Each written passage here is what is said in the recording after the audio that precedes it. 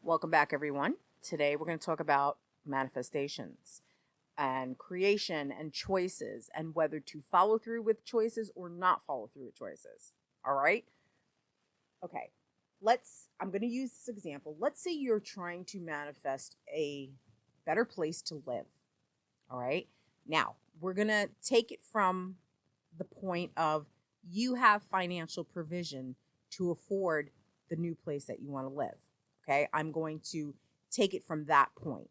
And it's not saying that everybody has the provision to live where they want to live, but we're just starting from that point. So when you're creating something, hopefully you are taking time to write it down in a journal. I don't do that.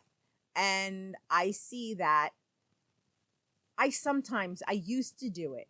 But what I've realized is I try to do it now just in the silence, and it doesn't work out so well for me. So I'm going to recommend that you get a journal or you get a notebook or whatever it is, just like you've been recommended to do in the past, and you figure out what is it that you want to experience. So we're thinking about, we want to experience a nicer place to live than where we're currently living, right? So we have the financial provision. We know we can afford this. Now you have to put down all of the qualities that you want where you live. And you really, really, really, before you put your energy into your creation, you really got to think about everything in the respect when you're creating it. You got to account for the things that you can possibly not, the things we sometimes don't think about. And I know that's hard. It's kind of like it's kind of like not an oxymoron, but it's kind of like, how are you supposed to account for what you can't account for? What I'm saying is, make your manifestation, make your creation filled with so many positive qualities. Think of everything. Like, do you want to live in a high-rise apartment building? Do you want to live in a garden apartment? Do you want to live in an apartment where it's a multifamily house? Do you want to live in a standalone dwelling? Do you want to rent? Do you want to buy? What is it that you're looking to do? What area do you want? Is it going to be in an area that's going to support your the cost of living? Is it going to be supported by your earnings? Is it going to be an area where there's lower crime, where, it's a higher frequency? It's quiet. Do you want to live someplace where there's not so many kids, or maybe you want kids because you have some already? So maybe, you like the idea of there being like playmates for play dates and things like that. I'm just giving you a bunch of scenarios, right? It really comes down to your personal preferences. But you got to figure out how many things that the more detailed you can be, right, with the positive attributes, the positive qualities, then you will be able to kind of muscle out the negative experiences. You'll have less room for the negative stuff. You're still going to have your ups and downs, it still has to balance out. You can't have positive. There has to be some negative in there. There's going to be some cons to your pros, but the more you can account for the pros, the less likely you're going to have major cons. Okay. That's number one. So that's something that you really gotta sit there, and if it takes you a few days to go over all the things that you really would like to experience in that place that you're going to be living for X amount of years or months or whatever that it's going to be as you want it. Same thing goes for a new job, everything, anything and everything. If you're going to a vacation destination and you want it to have all this stuff, you got to consider certain things. Because if you just kind of loosey-goosey go with it, you're going to get a loosey-goosey experience. Now, when I was looking to manifest a dog walking position, that position came to me very quickly. And it came through me through a friend. I was searching, I was putting my feelers out there, and it came through me. It came through a friend to me.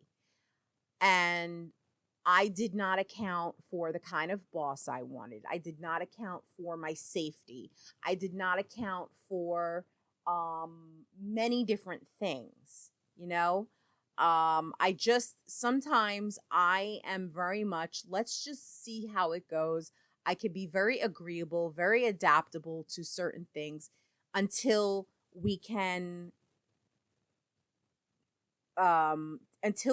get like a shift for me. So in the beginning, and when I got into that position, you know, it was obviously, it started to become problematic, you know, where you think you're stepping into a dream and then, oh no, this is a nightmare.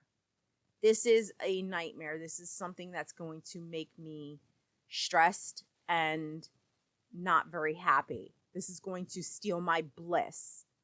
And also, I think because I externalize what would make me happy in the respect of working with animals, that that could easily be taken away. You see what I'm saying? So, but I really was trying to make myself happy and was finding it hard to produce the feeling within myself. Okay? Sometimes I can have difficulty producing what the feeling of happiness is like because I have squelched out that happiness for so many years because people always crapped on it, so that you can become afraid to be happy. All right? But that's neither here nor there. So I wanted to manifest this, and I manifested it, but I didn't do a very good job at the details. And even though the writing was on the wall with this woman the first month in, I wrote it out for 6 months because I was thinking, maybe this can get better. Maybe if I adapt myself, my beliefs, my behaviors, my actions, my reactions or non-reactions, maybe I could neutralize it. That's not always the case. That's what you have to accept, okay? Just because there's a failure in your creation, that's okay. It's okay. All right? It's interesting how I get little bits of media throughout my day, throughout my week, and then I'm able to kind of I get these little messages that come through, whatever it is I'm looking at, paying attention to for the week. And then I get these little messages and stuff like that, and I'm able to form a full thought about a topic. So that's kind of where I'm at. It's okay if it doesn't work out.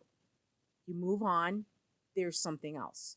So here's the thing, right? So this is why I'm saying you have to be detailed down to the most minuscule minutia, okay, of what it is that you want to experience. Because, again, you will mitigate a lot of the cons that way. Now, you also have to take into consideration what frequency you're at and how much reserve synergy cell energy you have to put into that creation. If you're able to put enough energy into your creation, right? Which is based on your frequency. So those two factors right there have to kind of align. All right.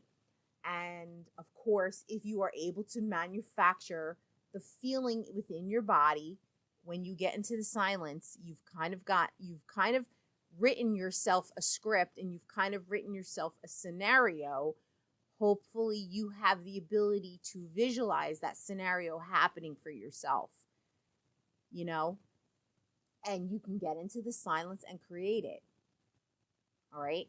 But if you find that your creation comes, your manifestation arrives in your life, and you're seeing a lot of cons. You're seeing that the experience you're having is not aligned with what you had envisioned for yourself. Now, you've been told that, you know, when you make a choice, that choice leads down one path. Okay? You either have to see that choice through, or you stop and you leave it there and you make a new choice. So, what am I saying? If that thing that you want to create does not successfully manifest the way you envisioned the first time, it is okay to abandon that trajectory. Okay? It's all right to abandon that trajectory, but make sure you've got all your bases covered in trying to manifest it again. Make sure you got the right frequency, that you're a right frequency match for that better experience, okay? And if it's something you truly, truly still desire, then you attempt to manifest it again. Try again. Or you could finally decide, okay, maybe this is not the path that I want to necessarily go down. And, you know, maybe in the interim of all that, there might be things that come into your life that actually give you the fulfillment that you wanted pursuing this other thing, and this thing kind of just shows up. Case in point, I had to move my life because my time spent in my apartment that was a lower frequency was over.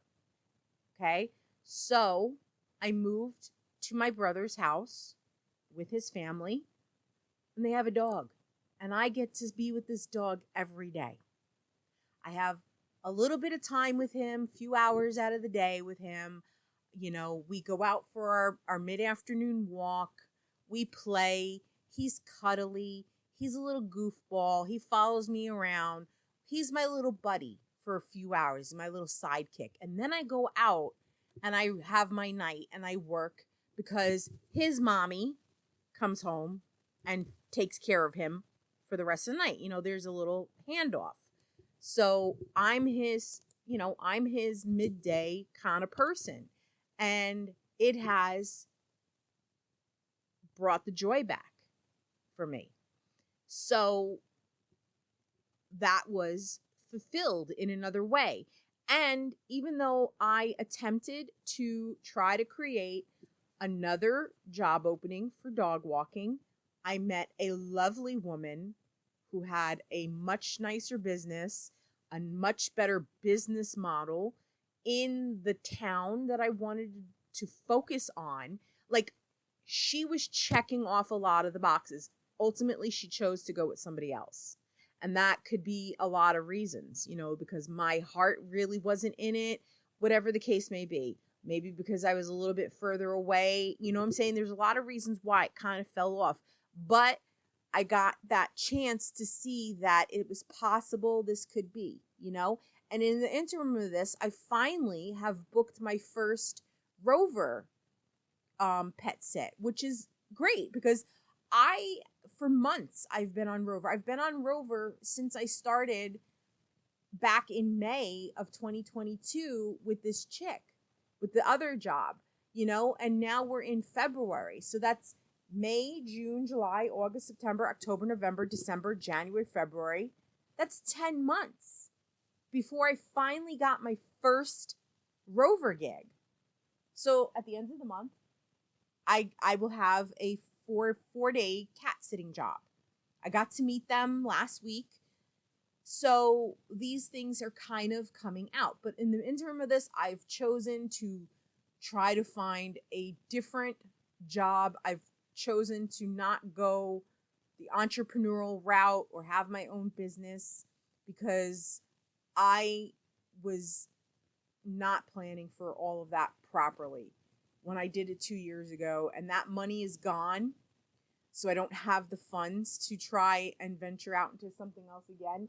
And maybe in 6 months from now, I can reinstate one of these businesses that I had online or whatever the case may be. But for now, I have to just let them go, and I have to work on my frequency, and focus on, okay, I have all of these qualifications. So yes, do you see what I'm saying? Like, if the first place that you end up doesn't work out, your manifestation, and it could, like I said, it could be anything. And I know it's not always so easy to change trajectory when it comes to finding a place to live, but you could live there and live out the lease that you've signed, whether it be a 6-month lease or a 1-year lease, or, you know, you've maybe signed a mortgage, you know, and now you decided this is not the right place. You could sell, okay? You could focus your attention and change, you know, and maybe not buy, maybe rent, you know, because we know that getting into such a huge amount of financial debt is not good. But, or maybe you can buy the house in cash. Maybe you find some place where you can buy your house in cash in full and you're done, you know, but nevertheless, you're never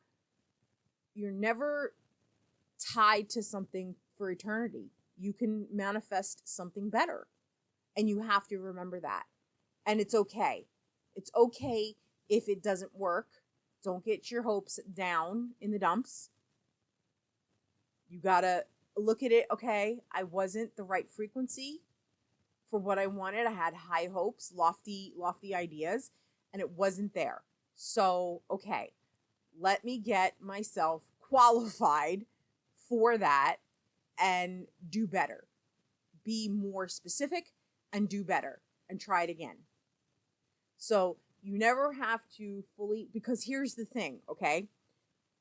This is important, because once that manifestation arrives in your experience, it's never going to be any better. It's never going to be a higher vibration than the vibration, it was the frequency that it was created on. Does that make sense?